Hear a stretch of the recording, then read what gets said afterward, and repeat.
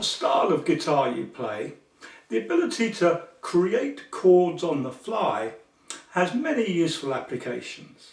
And if you followed me through the last couple of sound bites, we've already formed a solid basis on which to develop this skill.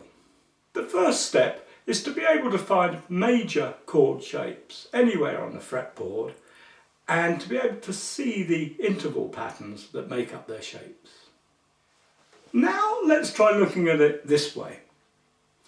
We'll pick a root note on our 6th string and using our G chord shape as a sort of archetype, we'll set about building a movable major chord shape. When we play G, we play our root note here on the 6th string and our 3rd up here on the 5th string.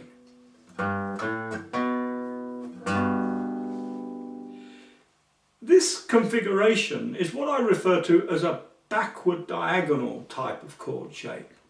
By that I mean that the shape is starting to head off in that direction.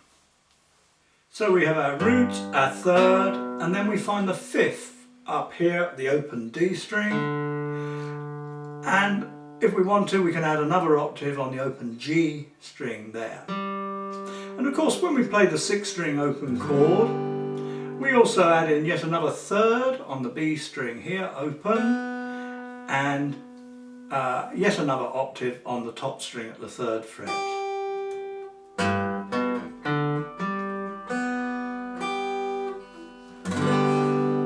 But I want you to start thinking of chord shapes using generally fewer strings from now on. So we're going to catalogue this 4-string shape as a movable 6th string rooted backward diagonal major chord shape. So here it's a G major, move it up it becomes a G sharp or A flat major, up another fret it becomes A major, A sharp or B flat major, B major, and so on. But going back to where we started with our root note on the 6th string, let's explore the other option. Instead of starting to build our chord using the 3rd interval here, let's start with the 5th interval here. So now we find ourselves building the chord in a forward diagonal direction. So we've got 1, 5, we still lack a 3rd, don't we? So let's have a look. Can't find a 3rd on this next string, so we'll have to make do with doubling up on our root note and fingering that as an octave. Now from here we can easily find a 3rd on the next string. So whereas with our backward diagonal shape we could easily finger the chord in the nice neat order of 1, 3, 5, 8. In the forward diagonal we have to make do with the slightly less elegant 1, 5, 8, 10 arrangement. Fortunately for guitarists, the rules of harmony work regardless of pitch by and large. So the note 10 works effectively as a note 3 because it's the 3rd note in the following octave, if that makes sense. So our forward diagonal movable major chord shape rooted off the E string looks like this.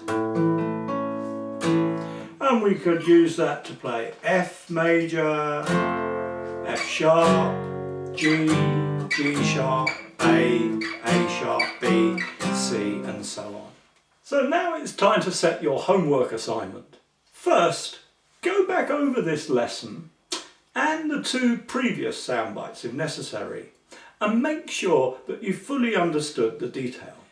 If at all confused, please use the contact form in the help and support section of the Secret Guitar Teacher site to email me for clarification. Then Using the logic of the approach that we've been over in this little lesson, see if you can create 3 or 4 string movable major chord shapes rooted on the 5th, 4th and 3rd strings as well.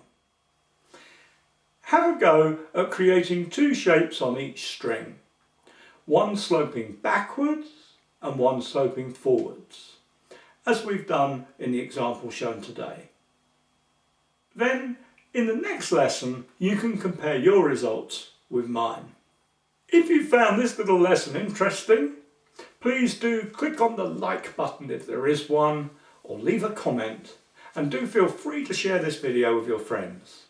And if you'd like to gain full access to all our guitar teaching materials, please visit the Secret Guitar Teacher site and take a free look round at what's available there.